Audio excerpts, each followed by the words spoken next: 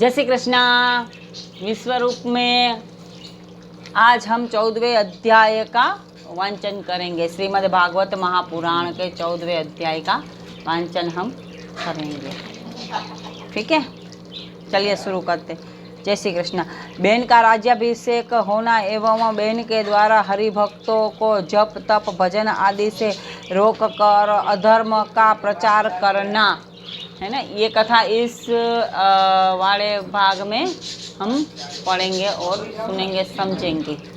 ठीक है। मैत्रेय जी बोले, हे विदुर जी, जब राजा अंग बिना कहे सुने ही रात्रि में घर से बाहर निकल वन में पहुंच गए, तब सुबह होते ही मंत्रियों तथा नगरवासियों को यह सुनकर बड़ा दुख हुआ। उन्होंने राजा को बहुत खोजा, लेकिन राजा का कहीं भी पता न चल सका। राजा के बिना नगर में चोरी एवं ठगी का तांडव बढ़ने लगे। ब्राह्मणों एवं ऋषि के अंग के वंश में किसी अन्य व्यक्ति को राजा बनाने के योग्य न समझ कब लाचार होकर के उन्होंने बेन को ही राज्याभिषेक कर दिया। बेन शक्तिशाली तो था ही, राज्य पद पर बैठते ही उसने चोर डाकुओं को पकड़कर प्राण दंड देना शुरू कर दिया। कुछ ही दिनों में जैसे सर्प के भय से चूहे भाग जाते हैं, उसी प्रकार बलशाली राजा बेन के डर कर सभी दुष्ट दुराचारी लोग उनके नगर को छोड़कर चले गए। जो अन्य राजा बेन के पिता महाराज अंग को कर नहीं देते थे, वे सभी उसके देने लग गए। सातों द्वीपों में बेन एक ऐसा प्रतापी राजा हुआ कि जगत में इसके समान प्रतापशाली अन्य दूसरा कोई राजा नहीं था।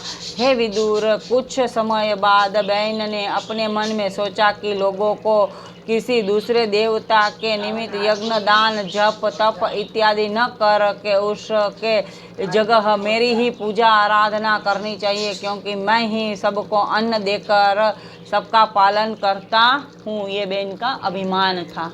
अन्न वो नहीं देता, परमात्मा देते हैं। ठीक है, चलिए आगे सुनते हैं।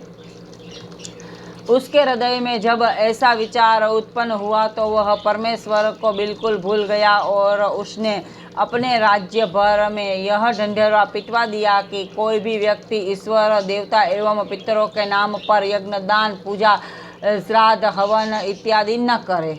जिस व्यक्ति को जो कुछ भी करना हो उसे मेरे ही नाम पर करे। जो मनुष्य इस आदेश को नहीं मानेगा वह दंड का अधिकारी होगा। इस तरह ढंढेरा पिटवाने के बाद राजा बेन उसकी अपनी सेना सजाकर विश्व विजय करने के लिए चल दिया। वह जिस देश एवं नगर से जाता था वहीं का राजा उसे भेंट आदि देकर के उसकी स्वाधीनता स्वीकार कर लिया करते थे। तब राजा बेन उन सब से भी यह कहता था कि तुम लोग अपने राज्य भर में ऐसी आज्ञा प्रसारित कर दो कि कोई व्यक्ति किसी देवी देवता पितर अथवा परमेश्वर के नाम पर यज्ञ दान पूजा पाठ आदि न करे। जिसको जो करना हो वह मेरे नाम पर करे। प्रतापी राजा बेन के भय से सभी राजा उसकी आज्ञा को स्वीकार कर लेते थे। इस प्रकार बेन के भय से कुछ ही दिनों में सातों द्वीपों में यज्ञ दान जप आदि शुभ कर्म होने बंद हो गए तथा पापाचार बढ़ने लग गया। राजा बेन के इस अधर्म को जब भृगु वशिष्ठ आदि ऋषि एवं ब्राह्मणों ने देखा, तब उन्होंने सरस्वती नदी के तट पर बैठकर आपस में यह विचार किया कि राजा का काम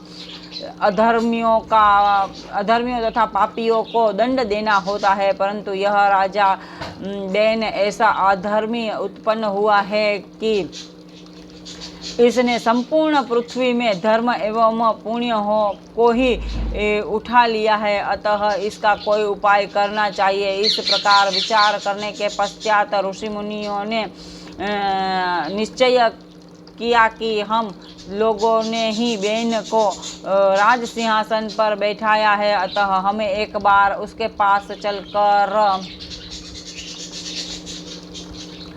उसे समझाना चाहिए। शायद हमारे समझाने बुझाने से मान जाए और अधर्म करना हमेशा के लिए बंद कर दे। यह निश्चय करने के उपरांत भृगु, वशिष्ठ आदि ऋषि मुनियों एकत्रित होकर के राजा बहन के पास गए। राजा ने दंडवत प्रणाम करने के पश्चात उन सब को सम्मान पूर्वक बैठाया। तदंतर ऋषियों ने राजा से कहा, हे राजन, हम लोग तुम्हें एक बात समझाने को यहाँ आए हैं। हमें उसे स्वीकार करने पर तुम्हारा कल्याण होगा। बोले भगवान श्याम सुंदर की जय हो। यह सुनकर बहन ने पूछा, यह बात कौन सी है? ऋषि मुनि बोले, हे राजन, तुम संसारिक लोगों को जप तप यज्ञ तथा देवता एवं पितरों आदि के शुभ कर्म करने से मना करते हो।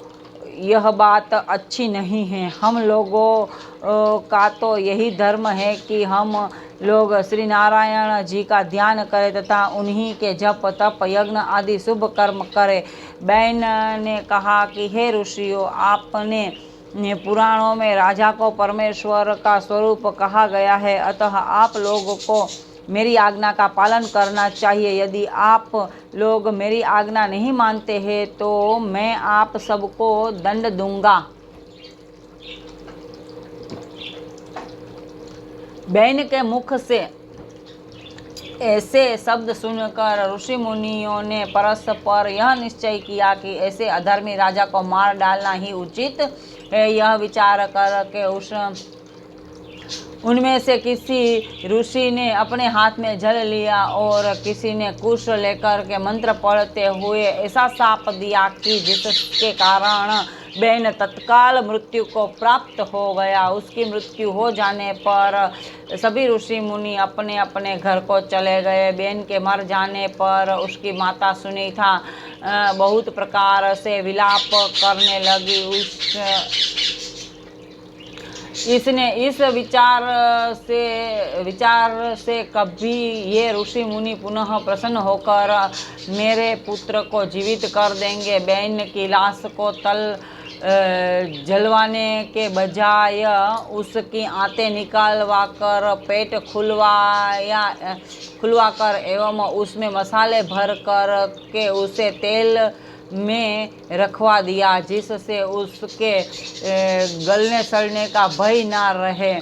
राजा बहन की मृत्यु के पश्चात संसार में फिर से यज्ञ हवन जप तप आदि शुभ कर्म होने आरंभ हो गए, परंतु राजा के न रहने के कारण चोर ठग इत्यादि फिर से प्रजा को पीड़ा पहुंचाने लगे। जो लोग अधर्मी थे फिर से निर्भय होकर के मन माना पाप करने लगे। यह दशा देख करके ऋषि मुनि तथा ब्राह्मणों ने फिर से अपने मन में यह विचार किया कि राजा के बिना संसार में धर्म स्थिर नहीं रह सकता। ऐसी अवस्था में संपूर्ण प्रजा वर्ण संकर हो जाएगी। नीति शास्त्र में लिखा है कि जिस देश में कोई राजा न हो अथवा वहाँ का राजा अधर्मी या मूर्ख हो, अथवा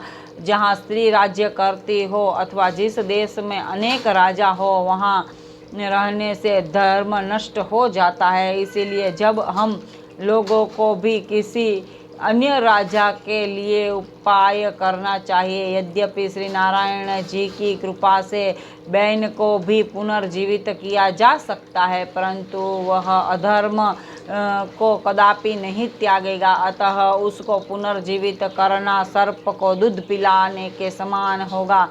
इस देश का राज्य सिंहासन भक्तराज ध्रुव के वंश का है, अतः संभव है कि राजा बहन के शव में भी कुछ धर्म का अंश विद्यमान हो। जब हम लोगों को अब हम लोगों को चाहिए कि राजा बैन के शरीर